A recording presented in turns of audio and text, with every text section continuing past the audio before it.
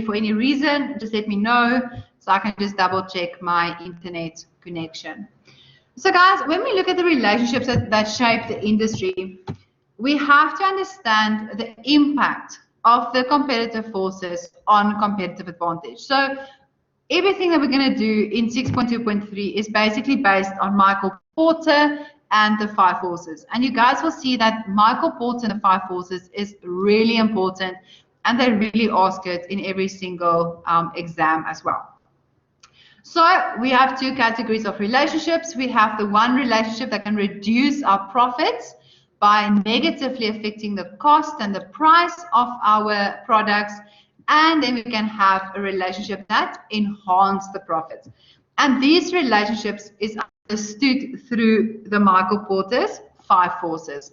So guys, the caveats or the warnings that you have to keep in mind, you guys are welcome to read through that by yourself. I'm not going to discuss that. So when we look at Michael Porter's 5 forces, and guys, I mean, I just put this up for now. We are going to discuss all of them in depth. We are only looking at 4 of them. So we are looking at the threat of new entrants, the bargaining power of buyers, the threat of substitute products, the bargaining power of suppliers, and then the one in the middle will be the rivalry among existing competitors, or the threat of existing competitors that we have. We also have to look at the basic industry structures and how this will influence our competition. So guys, in some environments, we have a monopoly. So if you, for instance, like Eskom has a monopoly over the electricity market. Yes, there's solar power. Yes, there's wind and water electricity generation, but it doesn't come close to Eskom. So Eskom can essentially ask any price that they want. And we are bound by that price. No matter how we jump up and scream and shout, it's not really going to make a difference. The next structure is the perfect competition. So guys, perfect competition, that's why I have the little smiley face there. This is like a Disney fairy tale. Yes, we have competitors, but everyone's nice to each other. Yes, they're releasing new products, but we will also release new products. No one's aggressive, no one's being mean, no one's trying to undermine our products or our company. Everyone's just happy. Okay, so with perfect competition, really think of like a Disney fairy tale. Then and this is the word I've always struggled with the most, is an oligopoly. So an oligopoly is, for instance, where you have a few companies that dominate the market. So this is, for instance, if you look at the bank industry or you look at this, the cell phone industry, then you'll have an oligopoly. So, for instance, Vodacom, MTN, and Cell C. Yes, there's Virgin Mobile. Yes, I know Pick n Pay is also trying to launch their own cell phone company now, but they actually dominate the market. Then we have hyper competition. So guys, hyper competition, and I use the example of Apple and Samsung, but this is essentially where the competition strategies that they're using is just so bold and so aggressive. They're constantly trying to undermine each other. They are constantly trying to spread or to give each other a bad reputation, to spread false news about each other.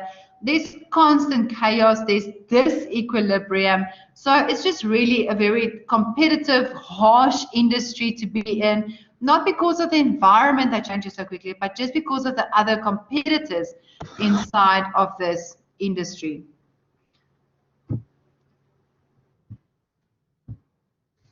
Okay, so guys, when we actually now start focusing on Michael Porter in depth, the first thing we're going to look at is the degree of rivalry between the existing competitors. So remember, competitors are companies that sell similar products or services, and it's aimed at the same customer group. So I actually said to the students, to the first years yesterday, that I think it's partly my fault where we only speak about products. But guys, remember that you can sell a service as well. So if you, for instance, take Momentum or Discovery, both of them are selling medical aid, and both of them are selling it to the same customer group.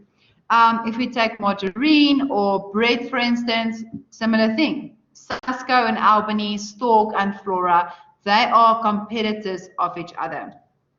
So what influences the level of competitive rivalry inside of the environment? The number and the size of the competitors. If it's only you and another competitor, we are almost back at that perfect competition. You do your thing, I do my thing. Yes, I create a product, you create a product, you have a marketing campaign, I've got a marketing campaign, but there's not really anything happening. Okay. The more competitors we add to the market, the more competitive it becomes, because now suddenly all of us are fighting for the same customer group. Then the rate of industry growth. How fast is the industry growing? Also differentiation and switching costs. What is the cost of switching to another product? If you're going from Flora to Stalk, you're just buying another margarine. There's not really a change in price. And if there is, maybe 1 or 2 rand, for instance. What is the cost of changing from Momentum to Discovery, for instance? Sometimes you have to pay a penalty fee. You have to let them know 2 months ahead of time. So that does affect your switching costs a little bit. Then the fixed costs or or perishable products. So how quickly will this product go off? How quickly will this product go bad, for instance? Then expansion. Are we expanding? What's happening with the company? What's happening in the industry? Do we maybe have a competitor that's busy expanding? And we want to know about that. We want to know if Checkers is building a new warehouse. What are they up to? Then the high exit barriers. So we can't really exit the market. And then the last one is the diverse strategies. So with the diverse strategies, what are the strategies that the companies are using in order to really get that customer group that they want so desperately? The next one is the threat of new entrants. So guys, these are new entrants that are joining our pool of rivalry to now also try and sell to the same customer group that we are already selling to. Barriers to entry. So guys, these are things that will prevent new entrants to actually enter the market. So economies of scale. Remember that when you start a company, it's normally quite expensive. You have to pay for the product research, the packaging, the marketing, and the price of the product is going to be quite high because you still have to make that profit, and the profit is not going to be very much. But as the company is growing and as you are selling the same product, eventually those products have paid for the marketing campaign. They have paid for the product research. So my economies of scale are essentially increasing, and my profit will also be, as my economies of scale are decreasing, my profit will be increasing. The capital costs of entry. So how difficult is it to enter this market? How much capital will I need to enter this market? If it is a fish and chip shop, I mean, guys, anyone can bake a fish and anyone can bake chips, for instance. Is it an IT company? Is it, for instance, a medical research company? Then the control of the distribution channels. Who controls the distribution channels? Who do I have to know in order to get my product all the way to Checkers or to Pick n Pay? And then good relationships. Time, the retaliation. So remember that competitors don't really want more people to share the market with. Okay, you don't want more people to try and steal your customers.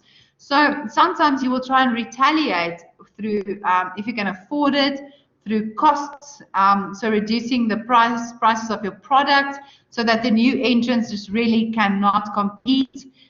You can also do that through differentiation, for instance. Is there any legal constraints? Remember, if you open a fast food company, for instance, there's quite a lot of hoops that you have to jump through. You can't just randomly sell food next to the road. You have to adhere to a lot of regulations so that you can sell food that won't, for instance, give someone food poisoning. Okay. So guys, the next one we're going to look at is the threat of substitutes. This is quite a big threat. Okay, because I actually asked other students this morning, what's the difference between Stalk and Roma? Okay, honestly, what is the difference? No one could tell me. What is the difference between Sasko white bread and Albany white bread?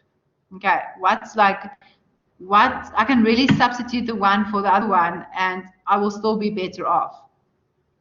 So these are the products or the services that customers can turn to as they satisfy the same basic need. And remember when I said to you guys, I'm not really bread loyal. I'll just grab a bread and I'll walk out. So if I can't find Sasco, I'm happy with Albany. Some people might be so bread loyal. If they can't find Sasco, they will drive to another shop to go and look for Sasco. Then the problem with new substitutes is that they place a ceiling on the pricing because there is a substitute. So you can't just ask whatever you want for this product. If it's too much, the customers are just going to grab another product. Imagine that there was a second Eskom. Eskom then all of a sudden couldn't charge whatever they wanted because if we don't like Eskom, if we think Eskom's price is just too high, we can just go to someone else.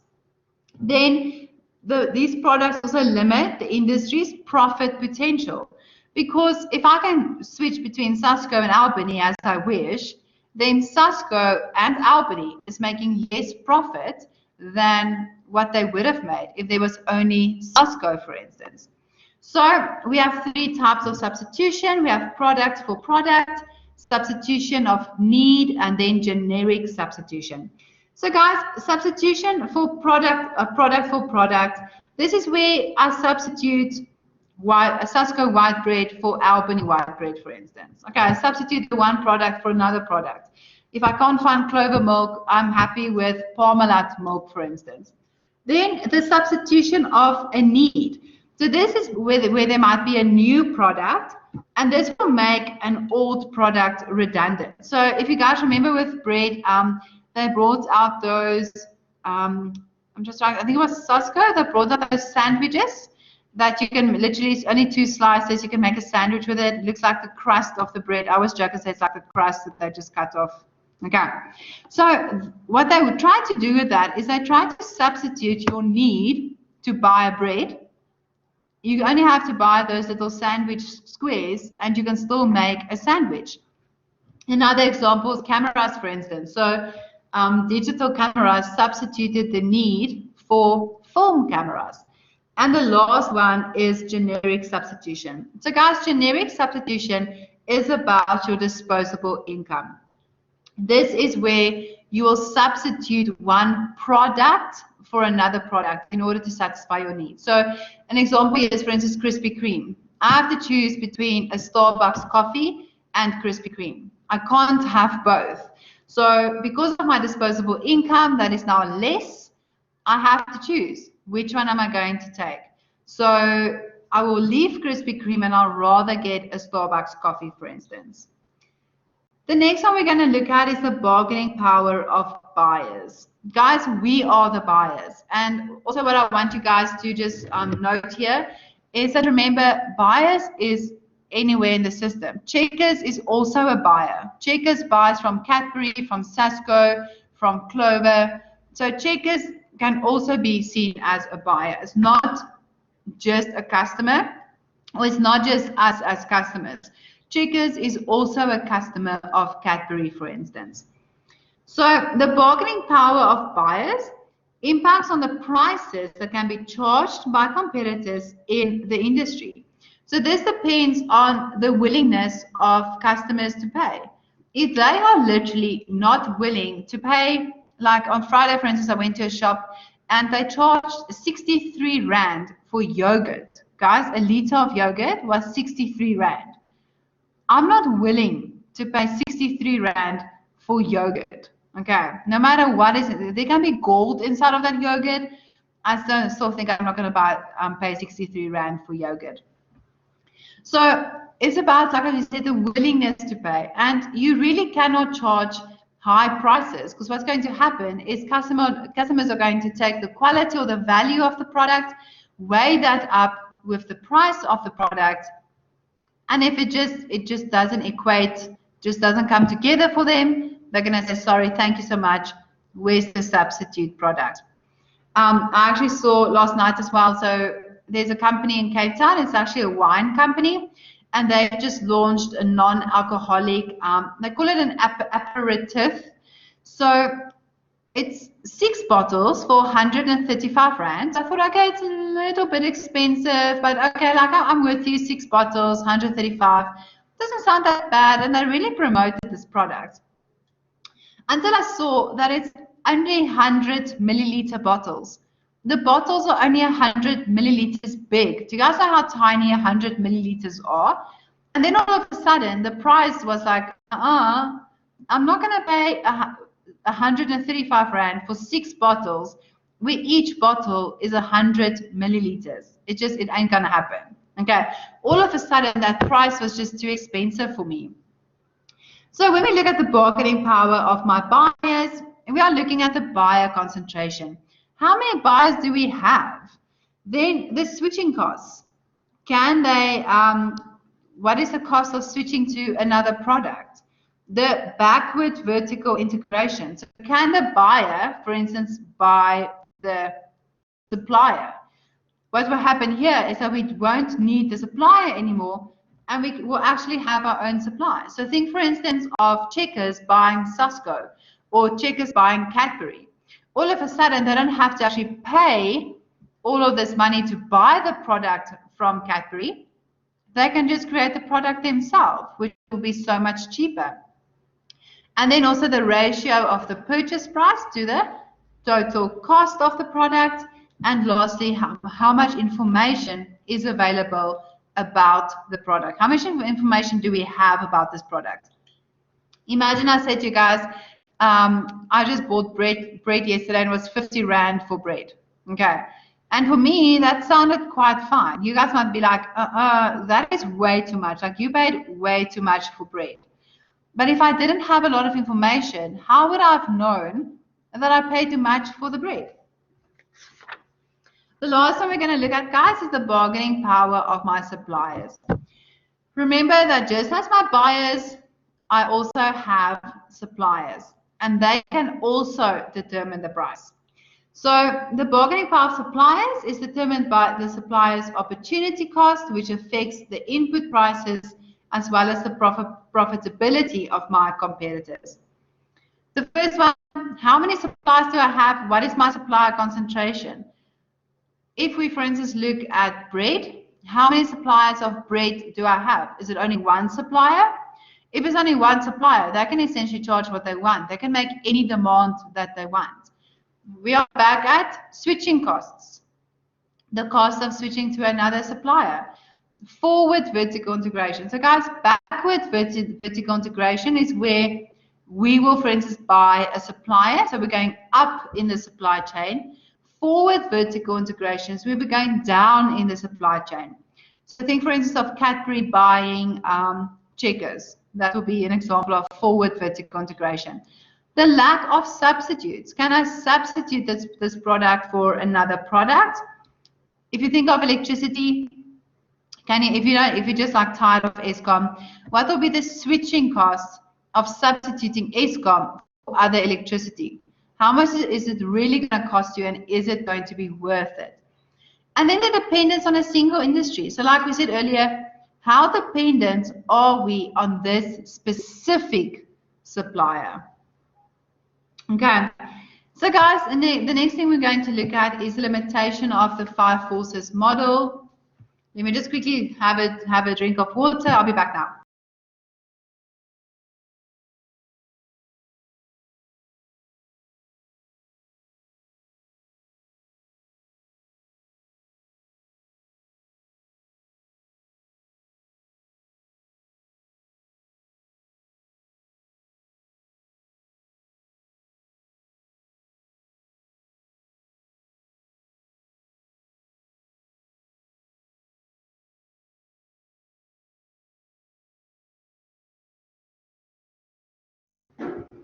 Okay, so guys, when we look at the limitations of the 5 forces model, and remember we spoke about static models in the previous chapter as well. So the one limitation is that the 5 forces model is static. It's about what's happening now. It's not a future presentation of what we think is going to happen. We are literally trying to evaluate all the different forces as we see it at the moment. Then the textbook also says that the five forces model assumes that organizations are selfish and they put their own interests first. Sorry, guys, but remember, as an organization, we have to be selfish. We are not here to make friends. We're not making friends with our competitors. If we say to them, oh, it's fine, you guys can take a piece of our target market, that's okay. Yes, we just spent hundreds and thousands of rand to acquire that target market, but that is okay. No, people are going to walk over us. So essentially, we have to be selfish. Then the five forces cannot be viewed equally. So what the critics are saying is that the five forces are seen as equal, and they cannot be equal because in some situations, in some cases, the one force might be more important or carry more weight than another force.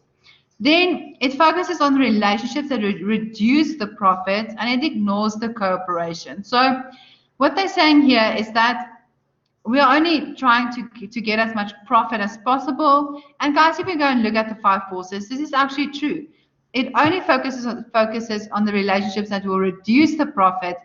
And it doesn't really talk about how we can cooperate with competitors, how we can cooperate with suppliers. Then it ignores the human element in the strategy. So guys, normally strategies do ignore the human element. There's not really a human element in any of the strategies. It is predisposed towards a top-down approach to strategy. It doesn't include room for emergent strategies.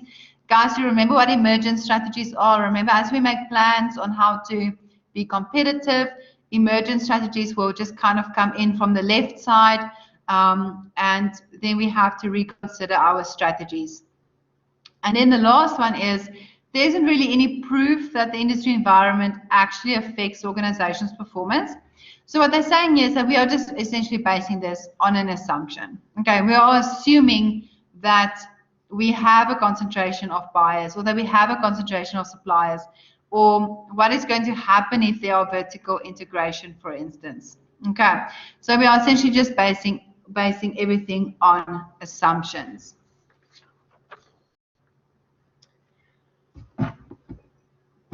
So guys, one of the things that that the five forces actually do not look at is the complementary relationships. So what complementary relationships is, and this, although it has been included in the five forces framework, it's not really something that is pertinent, or really something that they focus on. They are focusing more on substitute products and on switching costs. So they are using more of a negative approach, not really using a positive approach with the five forces. So what complementary relationships are? This is essentially where you will have one product, like the Weet-Bix, for instance. So, I mean, I don't know if any of you guys eat Weet-Bix just like that, without anything. What we normally have with Weet-Bix is milk. Okay. So milk and Weet-Bix has a complementary relationship. Nesquik and milk has a complementary relationship. Muesli and yogurt. I mean, guys, we can carry on like this the whole day. So they are profit enhancing because they increase the maximum price that customers are willing to pay for a product or a service. The player is also a complementer if the customer values your product more when they have the other player's product than when they have your product alone. So this is what we call complementers. So if I only had Weet-Bix, I won't really value Weet-Bix as much as when I have milk as well. Okay, all of a sudden you can't have Weet-Bix without the milk. Nesquik doesn't really mean anything to me if I don't have the milk. Waffles don't really mean anything to me if I don't have ice cream. All of a sudden, I really do value the complementing product a lot more when I have it than when I have the product, the other product all alone. Okay, so guys, please let me know if I'm still happy with complementary relationships. You guys understand complementary relationships as well as the five forces? All three of you, literally. We only have 3 students today. Okay. So guys, if we continue, thanks Gareth. Okay, if we continue, the next thing we're looking at is industry regulation. So this is also quite a problem because government has to regulate the industry. Otherwise, competitors can essentially do whatever they want and no one is going to care. And also no one's going to pay the consequences of doing what they want. So if we, for instance, look at Steinhoff thought they could get away with what they were busy with, and eventually they had to pay the price for what they did, although some of them still haven't paid the price because, for instance, like Marcus Jooste, who was the CEO of Steinhoff, is still not charged with anything. And it is predominantly just because they are so busy with the investigation. And he's also refusing to talk. So we need to look at the role of government and the regulations inside of the industry. And they use this to maintain that barriers of industry. You guys can imagine, take the fast food industry. Imagine there were no rules. Imagine chicken could fall on the ground and they can just pick it up and still serve it to you. Imagine with eggs that there were no regulations with eggs. It doesn't have to be pasteurized. Milk doesn't have to be pasteurized. Where the cows walk doesn't have to be cleaned. It will just be havoc and everyone will essentially be permanently ill. And then there also has to be price control. You can't just charge whatever you want for a product. There can also sometimes be direct restrictions. So, for instance, once again, if we look at the fast food industry, you need to adhere to very direct restrictions before you can even open a restaurant. Then they also look at the scrutiny and the control of mergers and acquisitions. And that is why, for instance, you will need a lawyer or an advocate to help you with a merger and acquisition. You can't just decide to buy a company and that's that without a contract. You guys know by now that my husband works in labor law, and he actually had saw a client the other day where they just employ people without contracts. Guys, can you imagine how much trouble you can get in by just employing people inside of the company, but they're not even signing a contract? Okay, that's a lot of trouble. So a contract, for instance, a legal contract can also be seen as a direct restriction. And the first one is legislation. We know all the laws that exist in the country. The newest of them is the POPI Act. And the POPI Act is essentially says that you can't sell private information to other companies. You can't sell private information to cold callers that call you. And where did they get your information from, for instance? So guys, the next one we're going to look at, so this is just an extended framework of industry competition. And this just actually shows, I'm not going to talk too much about this, this just actually shows how the government and regulations has an effect on the five forces. Okay, so although with Michael Porter and the five forces, they do regulate each other in a sense, there's not really any legal implications. Imagine that we'd remove the government totally. Then competitors could do what they want. For instance, in America, I think you guys have seen that advert of the little boy that buys Cokes, just to stand on the Coke tins to buy a Pepsi, for instance. You can't do that in South Africa. That is illegal. We cannot directly attack a competitor. I know years ago there was also a legal case between Parmalat and Clover. So you guys know these little packs, these 6 packs of yogurt. So Parmalat, if I remember correctly, they changed their packaging. And if you actually stood far enough away from the shelf, their packaging looked exactly the same as Clover, essentially. I mean, yes, there was minor differences, but it was so small that you couldn't really even see the difference between the different types of packaging. And Clover actually sued Parmalat and said that you are not allowed to do this. And the reason why is because people are thinking that they're buying Clover, but they're actually buying Parmalat. And Parmalat is riding on the mistake that people are making by they actually want Clover. They are there to buy Clover yogurt, but because the two products look so similar, they are buying Parmalat by accident. Okay. Another thing that you are not allowed to do in South Africa. So guys, the next thing we're going to look at is we are still busy with the relationship that shape the industry. So this is the last slide I'm going to do, and then we can quickly take a break. So the first one is co-opetition. So this is where the organization have to choose to cooperate in certain markets or circumstances and compete in others. So what's happening here is if we, for instance, take, let's take Nivea. Okay, Nivea body cream, for instance. Nivea also does deodorant. So, for instance, in the deodorant market, they are deciding they're not really going to compete. They just want to cooperate. Okay.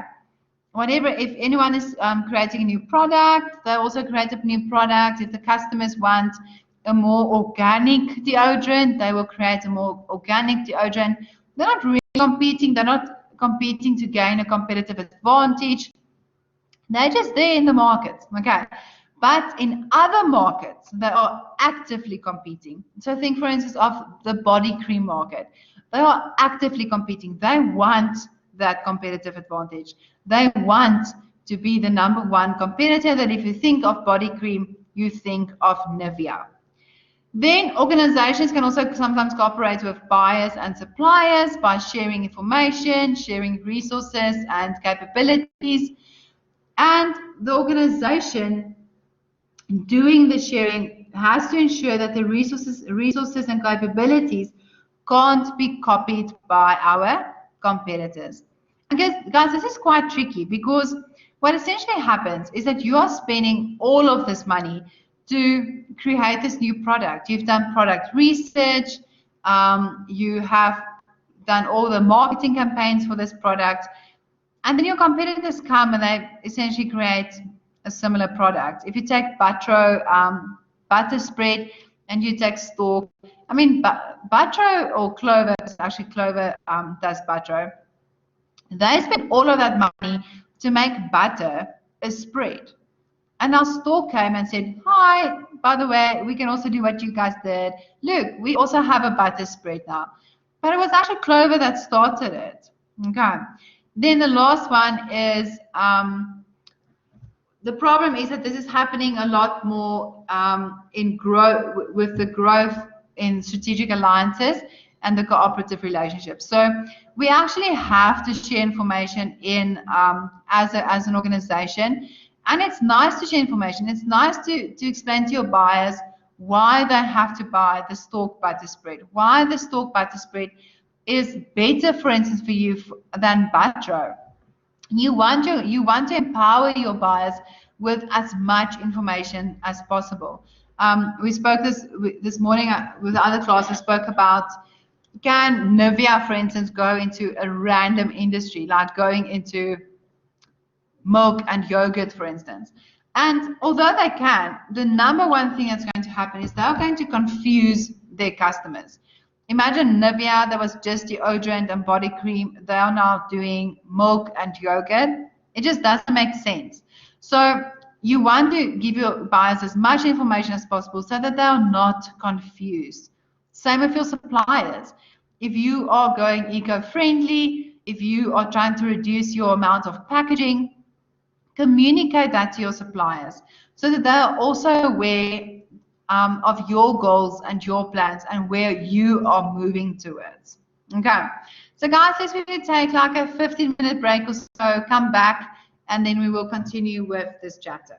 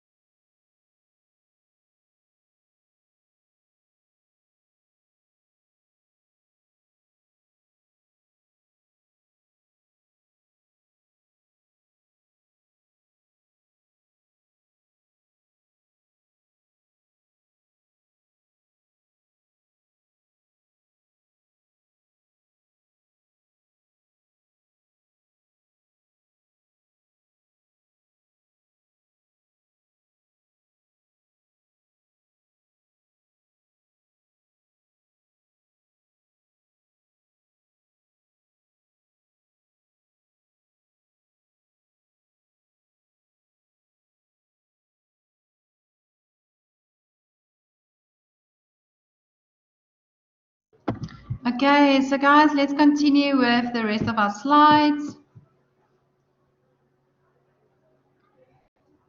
The next thing we're going to look at, I want you guys to open your textbooks on page 196, 197, and then just look at figure 6.4,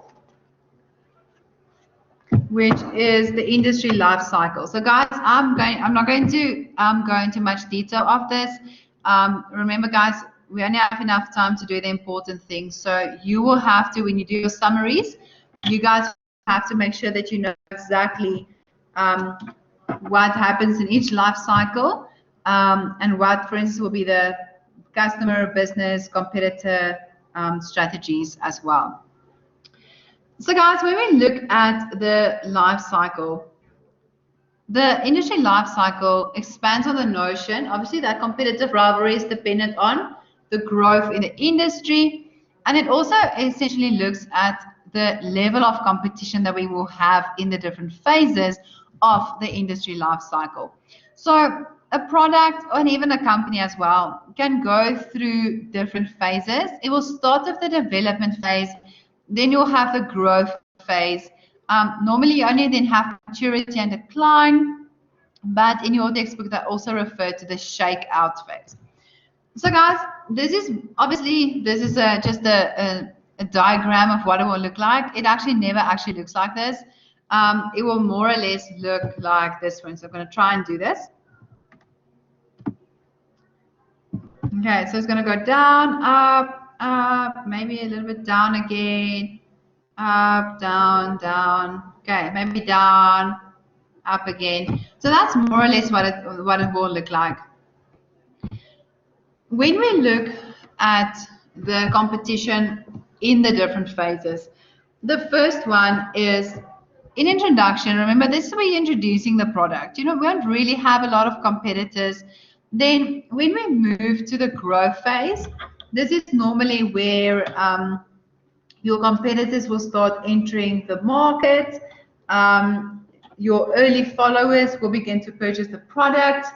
And then we move on to the shakeout phase. So the shakeout phase is essentially here in the middle between the growth and the maturity stage.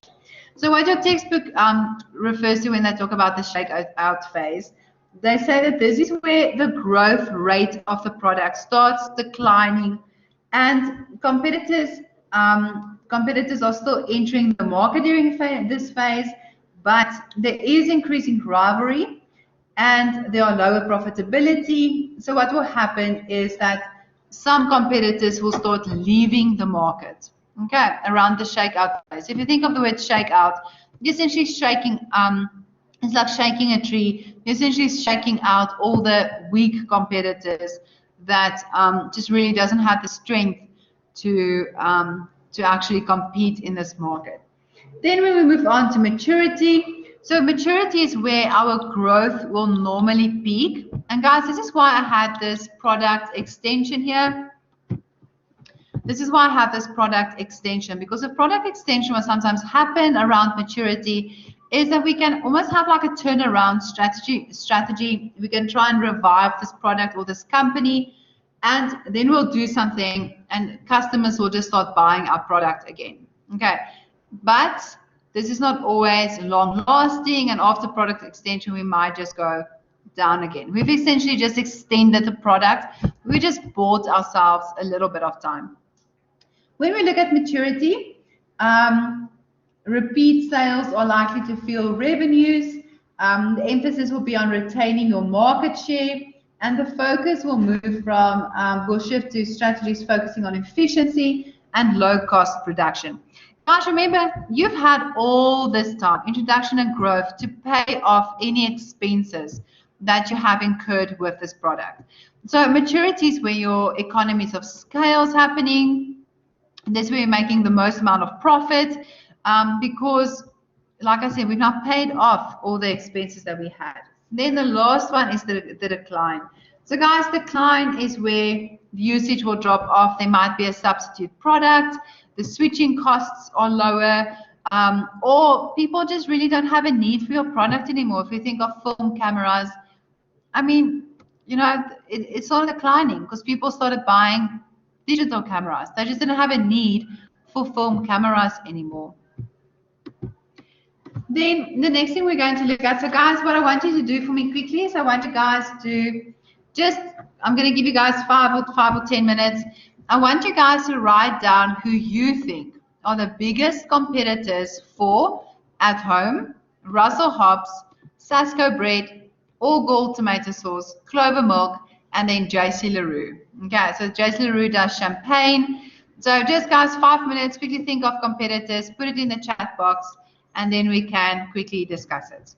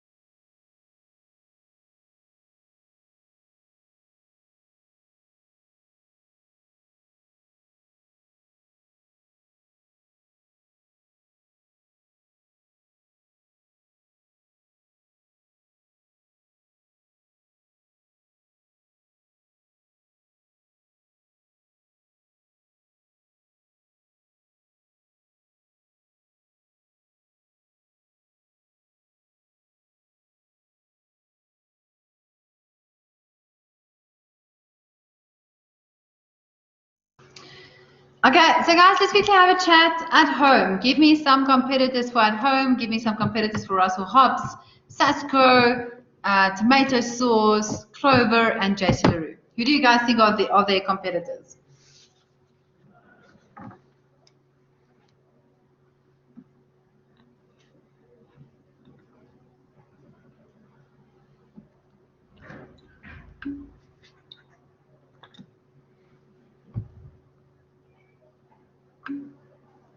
Okay, so for at home, we've got Rochester, we've got Mr. Price Home.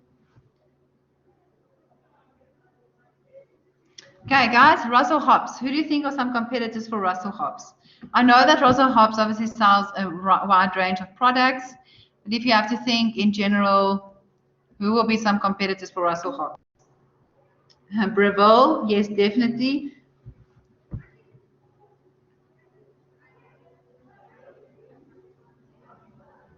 Kenwood, guys, if you Kenwood as well. Kenwood also sells a range of products. Smeg as well. Gareth, you're going expensive here. Okay.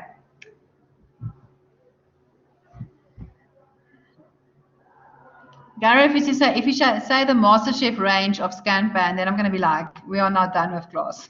Okay, because then you're going super duper expensive. Okay, guys, Sasco bread. Give me some competitors for Sasco.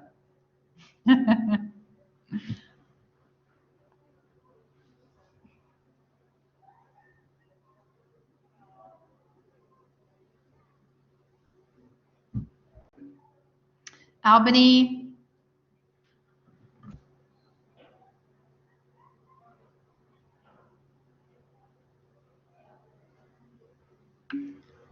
Blue Ribbon. Okay, guys, All Gold.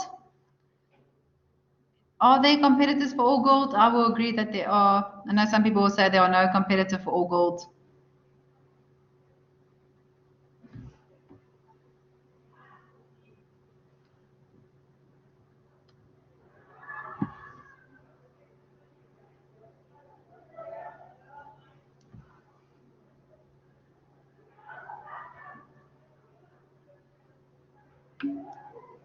Heinz, yes. Gareth, you are winning the game today. Okay. Heinz, you can have Wellingtons as well. Can I add my wimpy tomato sauce maybe? Okay. Clover Milk, guys. Who are some competitors for Clover Milk?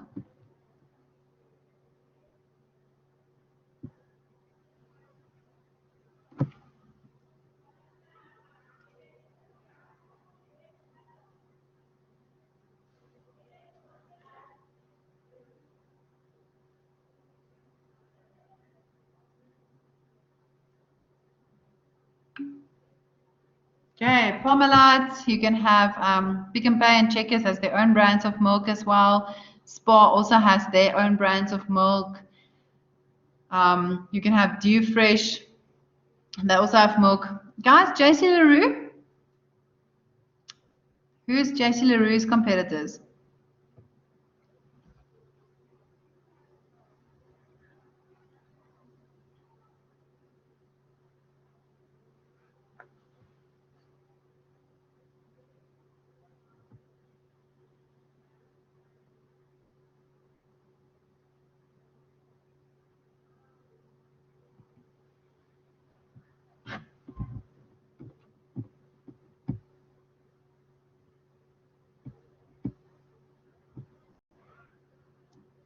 Guys, does JC LaRue have any competitors?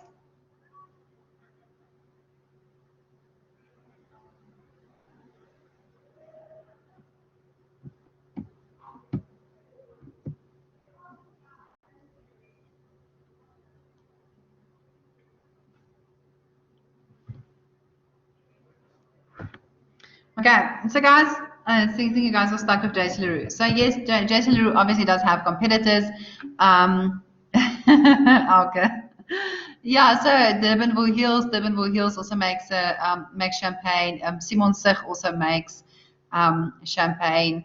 So yeah, those. So what I wanted you guys to see with this activity is that every single brand here has a competitor, although it's not 100% the same. They do have if it's not a competitor, they have a substitute product that you can substitute them with. I really thought Gareth is going to go all the way with like a Porn Graz or something like that. I'm trying to think of that really super expensive champagne as well, and I forgot the name of it. But okay, so guys, let's carry on. So we are going to look at the Okay, you don't drink champagne and wine. Okay, Gareth, I understand. Okay, so we are going to look at the intra-industry analysis. So guys, this is the last part we're going to do and then we're done. So we are going to look at the competitor analysis, and then the next one we're going to look at customer analysis. With competitor analysis, remember, we need to focus on the interaction between us, our organization, our company, and our most important rivals. So sometimes in some industries, you might have a small number of competitors. Or you might even have a single competitor that will dominate the actions. You might only have two competitors, for instance. And we need to understand our competitors and their reasons for strategic action. So we almost have to go and put our little 007 FBI hats on again and go and investigate, be like a private spy to see what our competitors are doing. We need to obtain information about our competitors, and we also have to understand how our competitors are likely to react. So we almost have to put us in our competitors' shoes and say, if COVID happens, if new legislation comes out, if a new alcohol ban, for instance, how will my competitor act? What will they do? And how can we do it better? So we want to understand how they will react to strategic initiatives or which strategic initiatives they might initiate. And the profiling of competitors is an ongoing task, especially in a fast-moving market like the medical field or, for instance, IT as well. And competitors who are the biggest threats are normally profiled. So guys, I mean, if let's take Susco, with Susco bread, if there's a small little, if there's like a person selling, like she has a small little company from home where she sells bread to Pick and Pay once a week, we're not going to profile that person. Okay, remember when we spoke about Rocco Mamas and the food truck owner? Why was Rocco Mama so concerned with a food truck owner? Literally sells his burgers next to the road. Okay, he is not seen as a competitor for Rocco Mamas.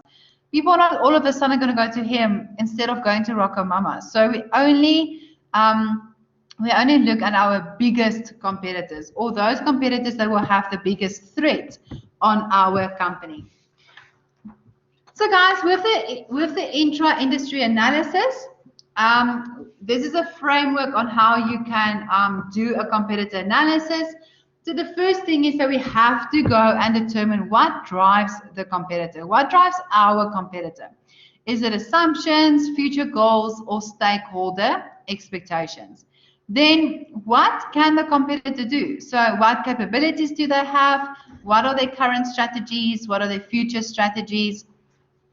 And then how will we find this information? We'll get it from market intelligence, competitive intelligence, and competitive signaling. So guys, I'm not going to go too much into this. Aspects that drive competitor actions is what we just spoke about. And we need to understand what the competitor is capable of. So these are their current strategies and their capabilities that we have also spoken about. Okay.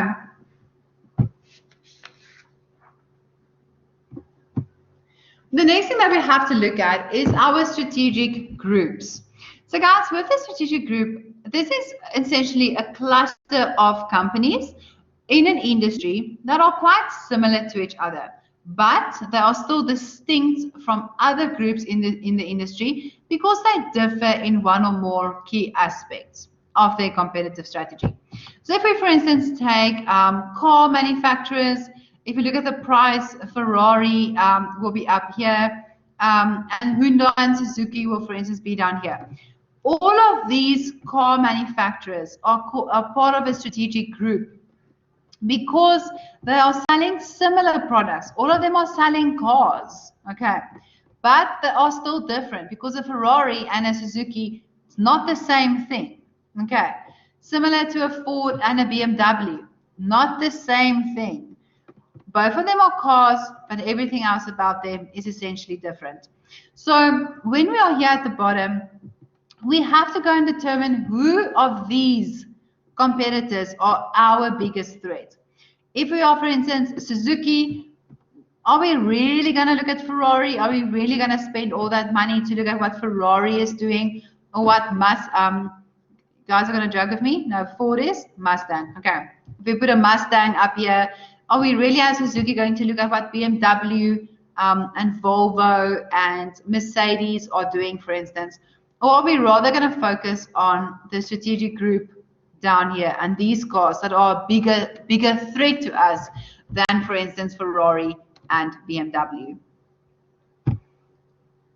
So guys, when we move on to our customer analysis, so we need to go and determine who are our customers, what are their needs, and how can we satisfy their needs.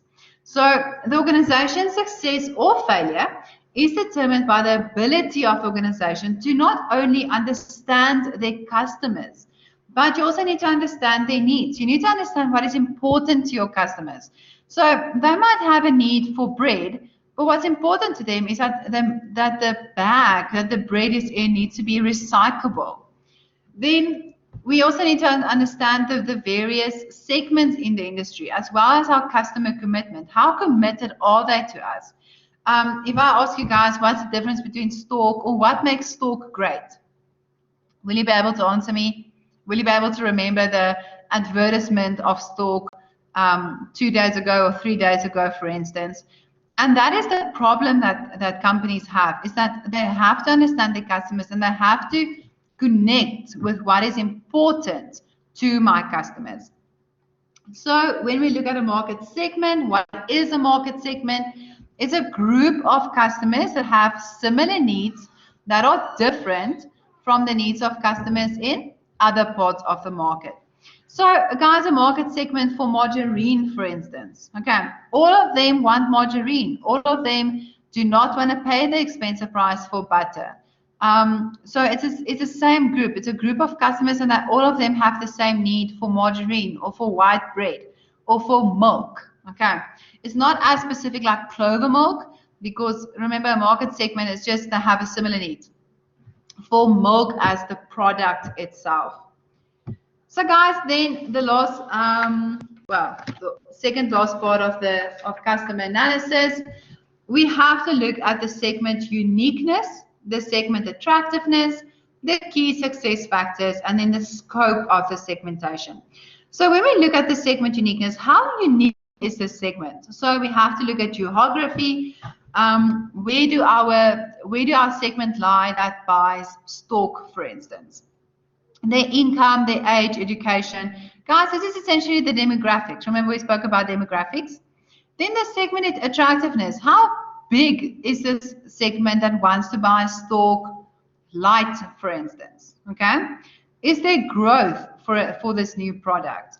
What is the profit margins and the competitive intensity? How intense is my current competitors? Is there already someone that maybe took that market, for instance? And if we go back to the Butro and Stork butter spread example, before Stork entered the market there, it was only Clover Butro. They really, they dominated the butter spread market. There was no one else.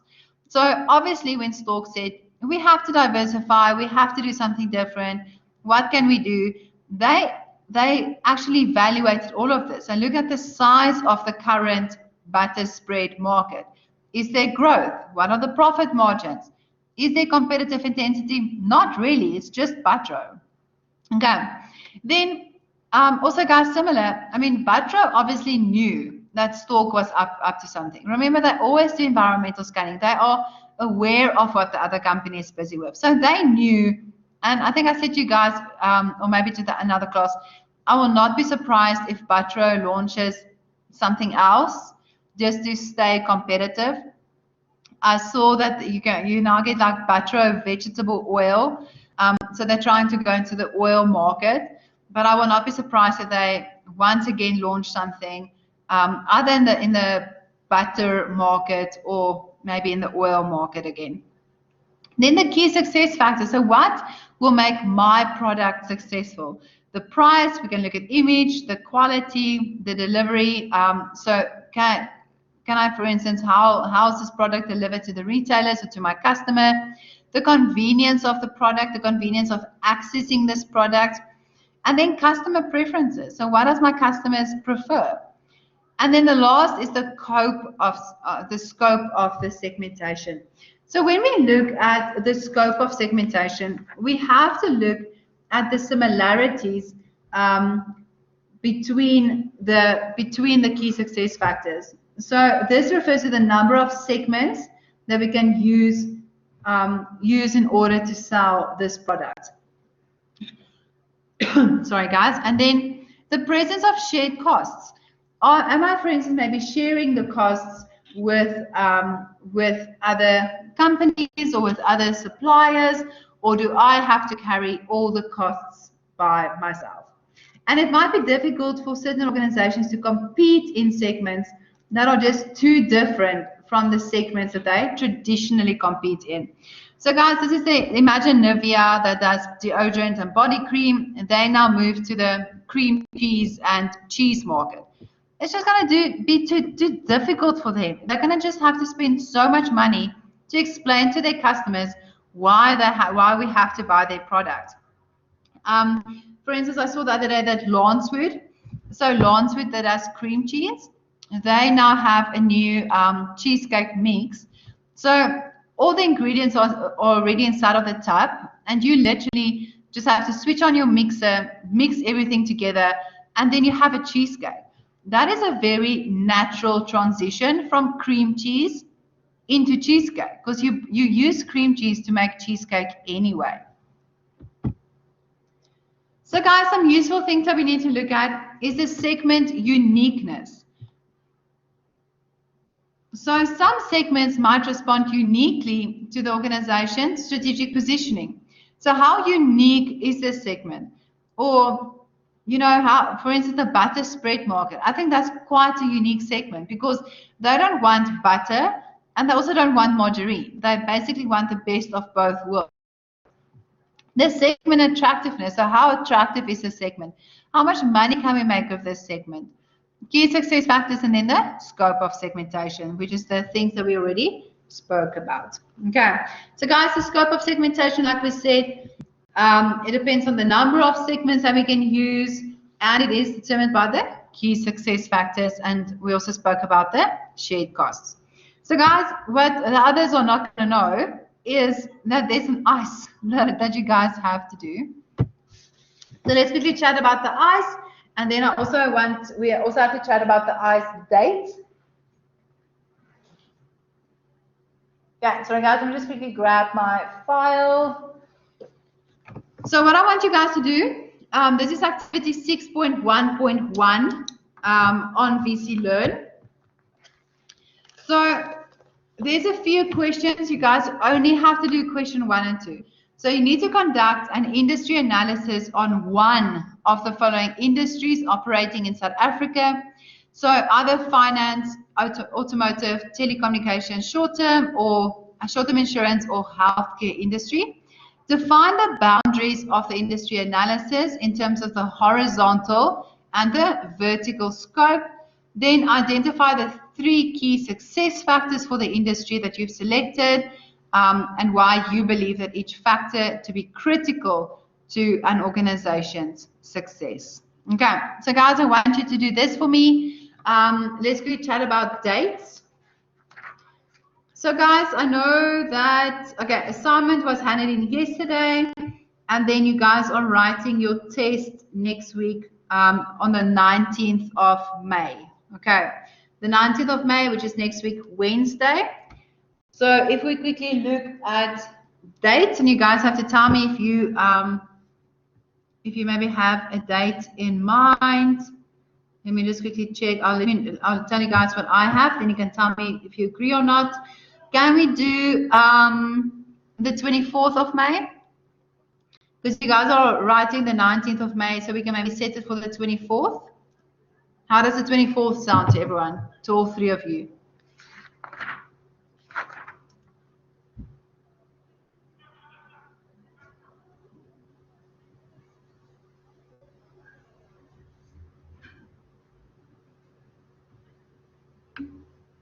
Okay, 24th of May. Okay, 100% guys. What I want, okay, because remember, we have already done ISIS. I don't want pages, guys, I'm going to be honest, I don't want pages and pages and pages, okay? You guys have research due on the 31st, okay, Andres. I don't want pages and pages, just a paragraph. Just give me a paragraph on what you feel are the boundaries of the industry analysis, okay? On the boundaries of that specific industry. And what do you think are the 3 key success factors? So literally a paragraph on each of these. I don't want you guys to spend 5 days trying to come up with something. Okay, really, just as long as you guys can do this, I will be happy. I really don't expect pages and pages from you guys. Just give me a paragraph on both of them, and then I will be happy. Okay, so guys, we're going to do it for the 24th of May, and then I'm going to see you guys, and then after that, yeah, I'm going to see you guys from the 31st of May. I'll see you guys again. So guys, I am going, remember that even though this is the last time I'm seeing you guys in terms, before you guys write your test, so I'm not going to stop working. I'm still here. If you want to ask me something, you can just email me. I check my emails. I try at least to try and check it either every day or every second day. At the very least, I'll check it every second day. You're more than welcome to ask me any questions that you guys might have. I will come and see you guys on the 19th of May. I will just quickly come and see you guys before your test. And yeah, other than that, just good luck, guys. Go and study. I will load some past papers up for you so that you guys can just work through those past papers so that you guys can kind of get an idea of what are the type of questions that they normally ask. Okay, so guys, that's it for today. Thank you very much for joining. And yeah, then I'll see you guys next week when